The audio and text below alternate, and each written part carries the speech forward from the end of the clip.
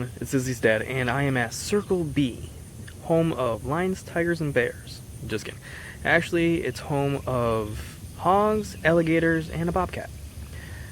For geocachers, this is home of Geo Woodstock 10. Now, if you look around, it's nowhere's near as packed as it was that day when there was over 2,000 plus people here, plus vendors and all the other events. It's actually kind of quiet. You can hear some nature and all that. Now, today I'm going to be doing geocaching maintenance on one of mine. Unfortunately, I live in Florida, and we are in the spring to summer season, I guess you could say. And for us, that means that it's going to be nothing but extreme heat and rain. Yes, our summer consists of a lot of rain. That is a downfall for geocaching. It makes it harder to geocache at certain times because of the heat and the rain, and it also makes it harder for all of us geocache container owners. Our stuff gets damaged. So today is going to be about geocaching maintenance. Yeah, the dreaded thing for every owner who has a geocache out there. So maybe if we're lucky, we'll see some wildlife out here. Usually I run into an armadillo, seen some hogs, turkeys, a lot of the birds. I've seen baby alligators before, but I've never seen a grown one out here yet. Plenty of people have seen them, and lately there's been a bobcat that's made its home here. Last geocachers who've actually come out here have posted about running into it and had to wait for it to cross the path. So maybe if we're lucky, we'll see it. Let's see what we find at my geocache, Alligator Moss Bed.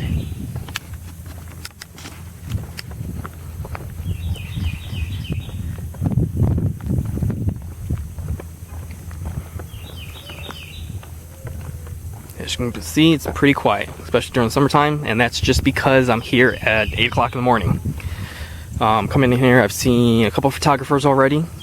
A lot of people do nature photography here and actually different holiday events. I know we bring Izzy here for her Christmas and Easter photography. Also, I've seen some hikers in here, mostly to the main roads. I've not seen anybody on the trails yet, but we really haven't hit the main trail yet. We're still on the sidewalk with the pavilions going towards.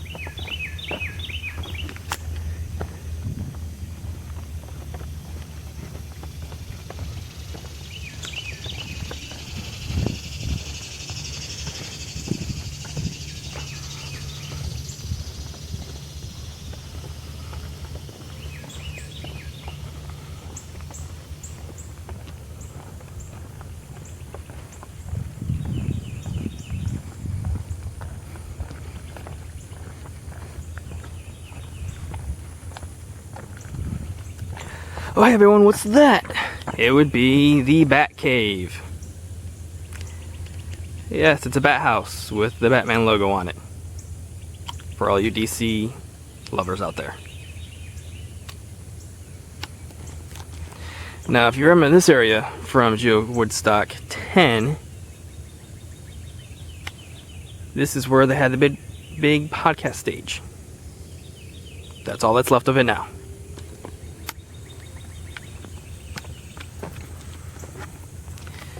Now, another reason I'm out here is to test out my new hiking boots.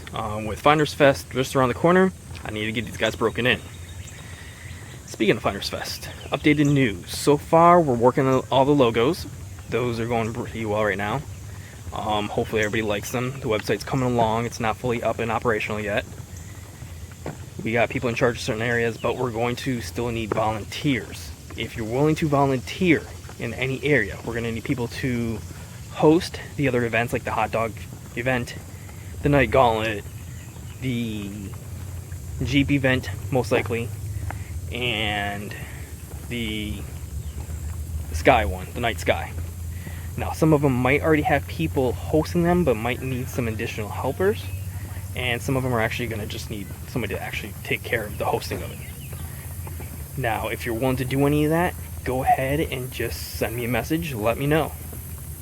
Put it in the comments that you're willing, and I'll get in contact with you one way or another. Just put your email, let me know what you'll be willing to help out with. You definitely would appreciate it.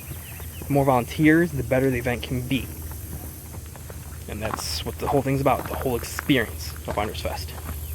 If you have any questions about Finders Fest, go ahead and ask me. You got any ideas, comments, please leave them. Now the only comments I've gotten from my last video was actually on Facebook. I posted my video to Facebook, and the only people to start commenting is about the number of caches out there. Now, we've been looking at it and seeing if we can increase them somehow, but the downfall is it's just hard with some of the caches going missing, and also with a lot of other issues. There's so many caches out there. There's only certain areas that the wildlife control will let us place in certain areas, and that's the downfall. We have to keep taking away some of the caches, like the gauntlets, to replace them. And on top of that, there's a lot of people who have power runs out there who aren't willing to take theirs down for new ones to go up. So that's the problem we're facing right now. We're trying to look in new areas. We're looking at people who might not be active cachers anymore, who have caches out there who they just need to be archived because they're people getting DNFs. We're looking at different areas and different types of caches we might be able to place out there. We're looking at lab caches again because a lot of people like that, and those are actually temporary caches, so we can place those around without having a need, and they will just come down each year. And with those, we can place up to 10 of those, I believe. There's something called a pocket cache that supposedly somebody at the event holds and walks around, and people got to figure out who it is and ask them for the cache to sign it. I don't know about that. I've just heard about it. It might not work out that way. We might not be able to do that. And then there's just taking the gauntlet, the Jeep caches down, and putting out new ones. That's the only thing we can do, unfortunately. Running the problem of the ammo cans. A lot of people like the ammo cans out there. Unfortunately, it's a big hunting area too, and it seems like the hunters are taking the ammo cans when they find them. Now, ammo cans aren't cheap, as everybody knows. You're looking anywhere from between 10 to 15 bucks a pop. And when you're talking about hundreds of caches, that can add up pretty quickly, especially on top of all the other event costs. If you have any ideas out there, or you're one of the cache owners out there who are willing to help us out by maybe archiving some of your caches and putting brand new ones, you can even put them in the same place. We'd appreciate it. Just let us know. If you need any help with stuff, we can help you out with that one way or another.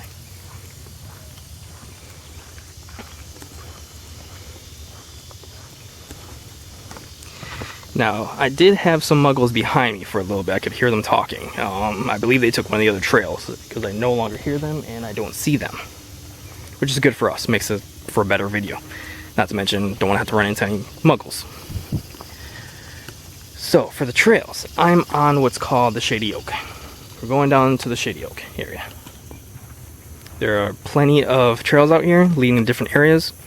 If you haven't been out here and you come down to the Lakeland, Florida area, Lakeland, Winter Haven, Florida, where Legoland is. Even if you go to Disney and you're willing to drive 45 minutes out of the way, come down to the Polk County area, this area is beautiful for caches. There's lots of different type of caches out here. There's ammo cans. You got a Wario out here. I believe there's a Chirp out here. And there's a couple multis, as well as other caches. Not to mention, beautiful opportunity to get wildlife. Plenty of people do see alligators. Some people have seen the bobcat.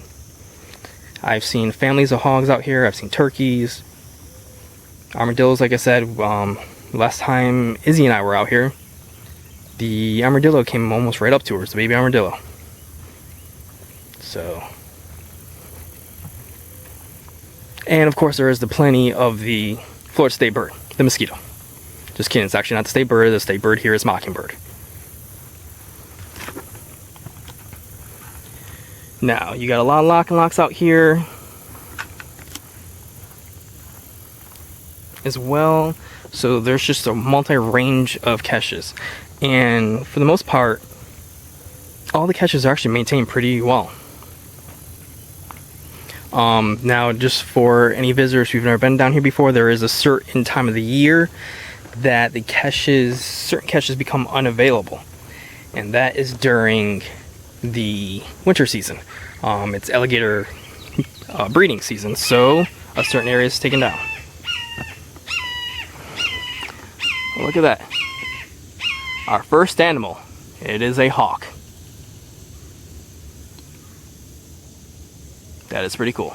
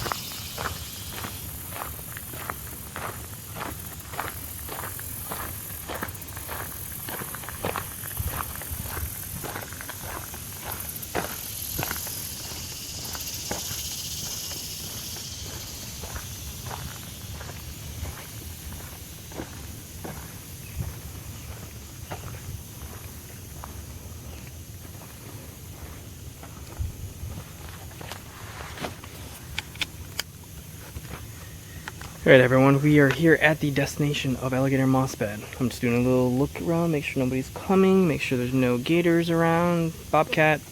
Last thing I want is to be interrupted while maintaining my cache. So, no one is around. And we're going to see how it looks. Now the problem is right now, I am not seeing it, which is not good. Because I was not prepared for that. I was only prepared for it to be water damaged.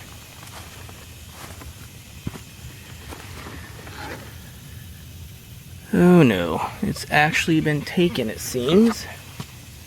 I'm looking around and it is not here.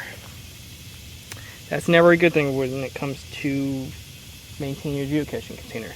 No one said that there was water damage. The only thing that nobody said that there was missing. The only thing that they said was there was water damage to the container. And that was an easy fix. I brought a new log and a baggie and my trackable for the Finders Fest to put out here. And I don't know what would have got in the container. I do see some remnants of it. Here's the moss. I don't know why someone would want to take my full container. So, that just means you guys get to see a video of turning more of a Tupperware container into something more unique. Well, this was not the turnout I was hoping for with my container. No geocaching owner ever does. So it's a little disappointing. Never like it when the cache container's gone missing. I haven't had a problem with that out here. The cache container's been here for, I want to say, over a year now. And I've come out here a couple times just for that. The container, when I first made it, I used Gorilla Glue, which I learned a lesson there. Gorilla Glue is not the best glue out there, as much as everybody says it is. When it comes to plastic, Gorilla Glue is actually made out of a plastic material, and because plastic has no pores, it won't stick to it very well. And I end up using that to make the decorations and everything to make Alligator Moss Bed, and it came apart. So I came out here to take it, to bring back and fix it. And unfortunately, I guess the muggle did at one point see it, and there was vandalism to it as well. So I fixed that up. And that was the first time I came out here. And this would be the second time, which is actually not bad for a lot of containers.